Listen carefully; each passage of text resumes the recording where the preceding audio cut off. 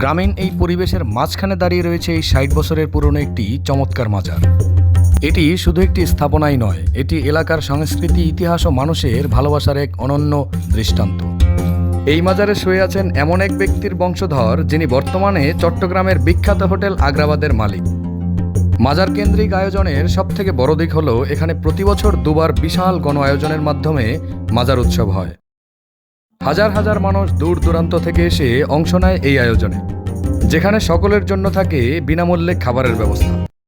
Hello everyone, আসসালামু আলাইকুম। আজকে চলে যাচ্ছি সাহেব বাজারের দিকে। আপনাদের একটা ঐতিহাসিক স্থান দেখাবো। আসলে যে জিনিসটা বা যে স্থানটা দেখাবো সেটা হচ্ছে একটা মাজার। তো সেই মাজারটাকে ঘিরে রয়েছে বাৎসরিক দুইটা বেশ বড় অনুষ্ঠান, যে অনুষ্ঠানে কিন্তু হাজার হাজার মানুষের সমাগম হয়। এছাড়াও এই মাজারের সবথেকে ইন্টারেস্টিং বিষয় হলো এখানে কিন্তু ওইরকমভাবে নর্মালি অন্যান্য মাজারে যে সারাক্ষণ আসলে মোমবাতি তারপরে অনুষ্ঠান আয়োজন হয়, বিষয়টা সেরকম নয়। এটা হচ্ছে পারিবারিক একটা মাজার, যার কারণে বাৎসরিক দুটো অনুষ্ঠান ব্যতীত আদারওয়াইজ অন্যান্য সময় খুব একটাই থাকে না।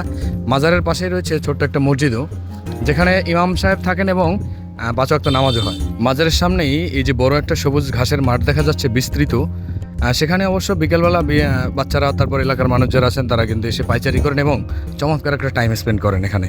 ১৩ আউলিয়ার দেশ বলা হয় বাংলাদেশকে। তো এখানে যতগুলো মাজার রয়েছে, অবশ্য মাজারে পাকা করা কিন্তু মোটেই নিষেধ, ইসলাম কিন্তু সমর্থন করে না। তারপরও বেশিরভাগ ক্ষেত্রেই দেখা যায় যে এখানে পাকা করা।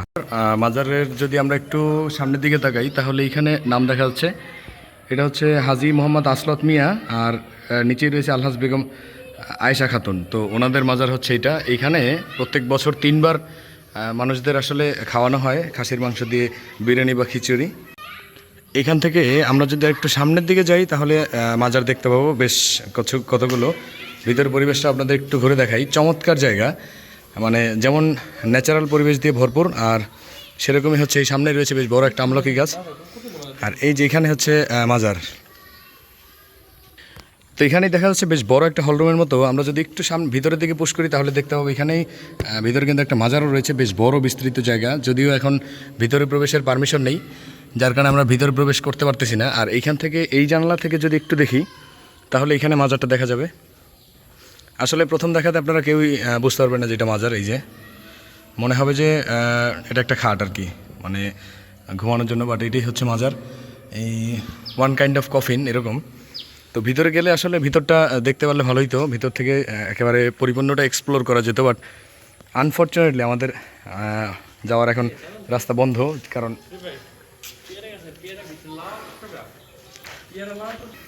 তো মাজারের উদ্দেশ্য কি আমি সঠিক জানি না, বাট এরকম মাজার কিন্তু আমাদের বাংলাদেশের অভ্যন্তরীণ ব্যাপক পরিমাণ রয়েছে। আর আমরা যেখানে রয়েছে এই মুহূর্তে দোহার নবাবগঞ্জের অভ্যন্তরীণ ঢাকার ১ আসন, এখানেও কিন্তু ব্যাপক পরিমাণে মাজার রয়েছে। সামনেই রয়েছে বিস্তৃত একটা মাঠ, বেশ বড়, আর তার সামনেই রয়েছে এই যে একটা গাডলা। এখানে বিস্তৃত জায়গাটা দেখা যাচ্ছে, এইটা মূলত হচ্ছে মাজারের যে অনুষ্ঠান হয় সেই অনুষ্ঠানকে উদ্দেশ্য করে হচ্ছে খাওয়ানো হয়। তো সেই খাওয়ানোর জন্য এখানে কিন্তু ব্যাপক মানুষের সমাগম হয়, যেই মানুষগুলো এখানে বসেই খাওয়া দাওয়া করে। আর আমরা তো জানি যে কোথাও কোনো একটা খাওয়া দাওয়ার আয়োজন করলে সেখানে কিন্তু মানুষের একেবারে ভিড় লেগে যায়।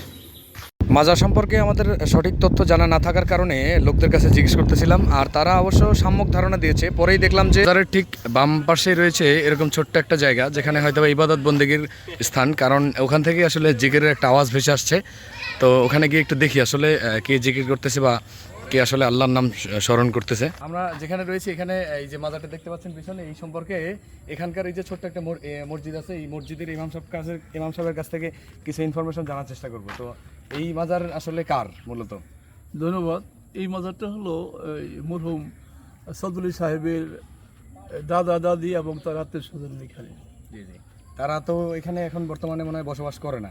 বসবাস না করলেও তারা আগামীকাল আবার আসতেছে, মাঝে মাঝে আসে, মাঝে মাঝে চলে যায়, থাকে আছে কয়েকজন আছে আর কি, 2 জন আছে আর 3 জন মারা গেছে। বয়স্ক যারা ছিল তারা তো এখন নাই, বর্তমানে যারা আছে একজন আছে বয়স্ক, উনি আসে, উনি আগামীকাল আসবে আবার। আচ্ছা, মাজার কেন্দ্রিক মাঝে মধ্যে অনুষ্ঠান হয়, তো এই ঘরগুলো মনে হয় করা হয়েছে মানুষদের বসে খাওয়ানোর জন্য। হ্যাঁ, বসে খাওয়ানোর জন্য। আর এই যে এখানে যে দুইটা কাছারি ঘরের মতো দেখা যাচ্ছে, এখানে পাকশা করা হয়। ও আচ্ছা আচ্ছা। আর এই যে দুইটা স্তম্ভ, মানে এই দুইটা কিসের প্রতীক? এইটা হলো এইটা হলো গেট, বাড়িটার গেট, মানে সম্পূর্ণ বাড়িটা আটকে একটা গেট দিতে চাইছিল, কিন্তু মাঝখান দিয়ে রাস্তা হওয়ার কারণে এই গেটটা ততটা কার্যকরী হয় না। হ্যাঁ, কার্যকরী হয় না। এখানে যদি গেট দেয় তাহলে মানুষের যাতায়াতের অসুবিধা হয়, এই কারণে আর কি এখানে গেটটা এইভাবে করা হয় না। তাহলে এটা তো ওনাদের নিজস্ব জায়গা, এটার মধ্যে থেকে রাস্তা বাইরে থেকে দিল না কেন, বা মধ্যে থেকে রাস্তাটা কেন গেল? এইটা সরকারি রাস্তা হয়ে গেছে অনেক আগে, 1970 71 সনের দিকে এইখানে রাস্তা আমার বাড়ি পর্যন্ত এখানে রাস্তা আছে। আচ্ছা আচ্ছা। এইটা সরকারি রাস্তা, তারপরে আর না। উপজেলা চেয়ারম্যানের পাশ এখন এই মাজারের বয়স কতটুকু হয়েছে? এই মাজারের বয়স 66 বছর প্রায়। প্রায় 66 বছর। হ্যাঁ। ও আচ্ছা আচ্ছা, তাহলে মাজারের সামনে যে দিঘি দেখা যাচ্ছে বড়, এটা একই তো বয়স এরকম, তাই না?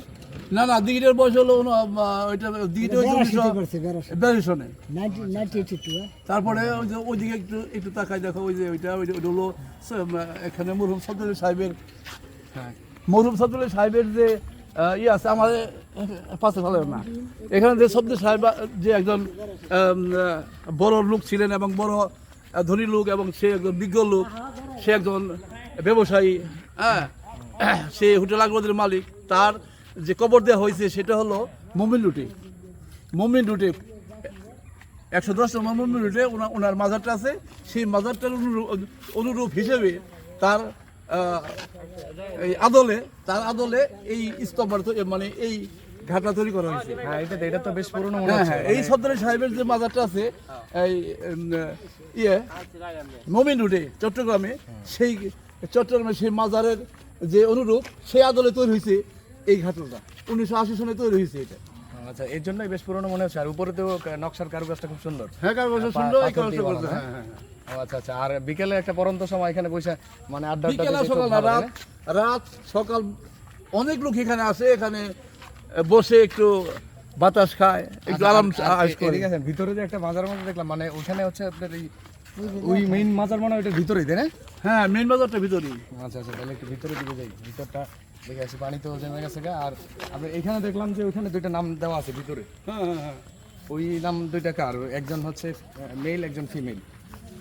এখানে যে দুইটা মাজারের নাম দেওয়া হয়েছে, তাহলে নামটা আগে কেস করানো হ্যাঁ, ওটার নাম আমি আগে নিয়েছি। আসলে ওখানে হলো মরহুম আসলত ব্যাপারী সাহেব, উনি হলো মরহুম সদরুল সাহেবের আব্বা। এদিক যে এমনি ঘুরে হেন। সদরুল সাহেবের আব্বা উনি সদরুল সাহেবের আব্বা এবং আম্মা, এই দুজনের মাঝে হলো ওইটা। আর সদরুল সাহেবের দাদা এবং দাদির মাঝে হলো ওইটা ভিতরে জায়গা আছে ওইখানে মাজার, তাই না? ওই যে ই করা। আমি দেখলাম যে আপনার মশারি টানানোর মতো বেশ ওখানে ওইটা খুব মানে যত্ন সহকারে রাখা হয়। ওইটা হলো ওনার মানে এই বাড়ি পূর্বপুরুষের মধ্যে একটা সবচেয়ে আর কি আচ্ছা আচ্ছা বিগল লোক আর কি। ওটা শুধু এমনি না, ওটা কিন্তু এমনি পরহেজগার বা এমনি আধ্যাত্মিক দিক থেকেও আসাদ ব্যাপারী সাহেবও উনি এমনি ওই জয়পাড়া দরবার শরীফ আছে, তার প্রথম খাদেমি উনি ওনার ওখানে আছে। ও আচ্ছা আচ্ছা, মানে ওই সিলসিলায় চলতেছে। ওই সিলসিলায় চলতেছে। এই কারণে এখানে প্রত্যেক বছর বৈশাখ মাসে এবং ওই কার্তিক মাসে দুটো অনুষ্ঠান হয়, সেখানে লোকজন খাওয়া দাওয়া করে এখানে।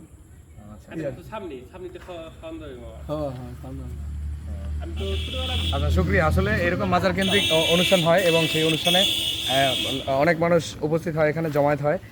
যে জমায়েতের মাধ্যমে মানুষদের আসলে খাওয়ানো হয়। আর এই খাওয়ানোর জন্যই মূলত এই জায়গাগুলো করা। এখানে বেশ বড় বিস্তৃত জায়গা রয়েছে সামনে, তারপর হচ্ছে এটা ভিতরেও বেশ হলরুমের মতো একটা জায়গা আছে, সবাই বসে এখানে। আর এই বরাবর কর্নারে হচ্ছে ছোট মসজিদটা, যেই মসজিদের ইমাম সাহেবের সাথে আমরা এতক্ষণ আসলে মানে কথাবার্তা বললাম, ইনফরমেশন কালেক্ট করলাম। তো বাংলাদেশের অভ্যন্তরীণ ব্যাপক পরিমাণে মাজার রয়েছে। 13 আউলিয়ার দেশ বলা হয় আসলে বাংলাদেশকে। এই জন্য বাংলাদেশ, ভারত, পাকিস্তান, ভারতীয় উপমহাদেশ যেটা, সেখানে কিন্তু ব্যাপক পরিমাণে এই মাজারের প্রচলন রয়েছে।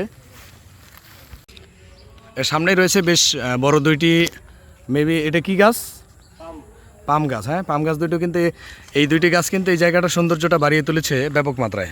এছাড়াও মাজারের আরও একটি গুরুত্বপূর্ণ অংশ রয়েছে এখানকার এই একটা দিঘি। মাজারের ঠিক সামনেই রয়েছে বেশ বড় একটা দিঘি। এই দিঘির বয়সও কিন্তু মোটামুটি আসলে অনেক বছর হয়েছে। আমরা এই মুহূর্তে আনুমানিক জানি না, তবে জানার একটু চেষ্টা করতেছি আর কি। দিঘিটা কিন্তু অসম্ভব সুন্দর আর কি, মানে আসলে সচরাচর আশেপাশে এরকম কোনো দিঘি দেখা যায় না। আর দিঘির সামনেই রয়েছে এই জায়গাটা, হচ্ছে মোটামুটি বেশ কিছু মানুষ বসে আড্ডা দেওয়া যায় চমৎকারভাবে। আর এই বিষয়গুলো আমরা কিন্তু মোটামুটি হারিয়ে ফেলতেছি এখন, কারণ প্রচুর পরিমাণে অট্টালিকার ভিড়ে এরকম একটু আড্ডা দেওয়ার জন্য মানে মনোরম একটা পরিবেশ খুব একটা পাওয়াই যায় না। তো এই জায়গাটা কিন্তু অসম্ভব সুন্দর এই দিঘির পাড়ে। আর সামনেই রয়েছে মাজার। যে মাজারকে ঘিরেই আসলে ব্যাপক পরিমাণে আনন্দ উৎসব উল্লাস হয়। আর এই মাজারের মালিক নাকি এখন বর্তমানে হোটেল আগ্রাবাদ যেটা রয়েছে চিটাগাঙে, সেটার মালিকই হচ্ছে এই এই জায়গার মালিক। তো উনি হচ্ছে সবসময় বছরে 2-1 বার হয়তো বা আসেন এই মাজারে, আর এসে এরকম মানে বেশ বড় বড় অনুষ্ঠানের আয়োজন করেন। তো এই সুবাদেই তার হয়তো বা আসা হয়। এই জায়গাটা অসম্ভব একটা সুন্দর জায়গা। চমৎকার এই মাজারের অন্যতম সৌন্দর্য হচ্ছে এখানকার এই ছোট্ট মসজিদটি, যেখানে 5 ওয়াক্ত নামাজ পড়া হয়। এছাড়াও রয়েছে চতুর্দিকে প্রাকৃতিক পরিবেশ দিয়ে ভরপুর, যেখানে পরন্ত বিকেলে যদি একটু পায়চারি করা যায় বা সবাই মিলে বসে গল্পগুজব করা যায়, সেটাও কিন্তু অন্যতম একটা সৌন্দর্য হিসেবেই উপস্থাপিত হবে। আর যদি বলি এখানকার এই চমৎকার বিস্তৃত সবুজ ঘাসের মাঠ, সেটা কিন্তু অনন্য সৌন্দর্য। দোহার নবাবগঞ্জের অভ্যন্তরীণ এরকম বেশিরভাগ ক্ষেত্রেই দেখা যায় যে বাড়ির মধ্যেও ছোট ছোট মাজার রয়েছে।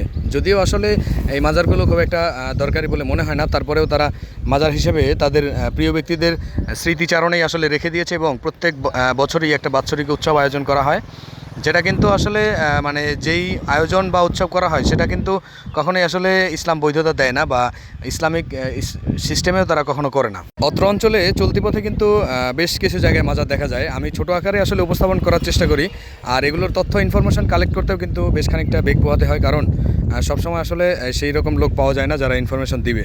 তো এই মাজারের তথ্য যতদূর সম্ভব কালেক্ট করার চেষ্টা করেছি। এর বাইরেও যদি আপনারা কিছু জেনে থাকেন তাহলে সেটা কমেন্ট বক্সে লিখতে ভুলবেন না এবং আমাকে জানাতে ভুলবেন না। তো আজকে থাকছে এই পর্যন্তই। এরপরেও আবার নিয়ে আসছি ছোটো আকারে একটা মাজারের ভিডিও, খুব শীঘ্রই আসতেছে ইনশাল্লাহ। সে পর্যন্ত সবাই ভালো থাকবেন, সুস্থ থাকবেন। আল্লাহ হাফেজ।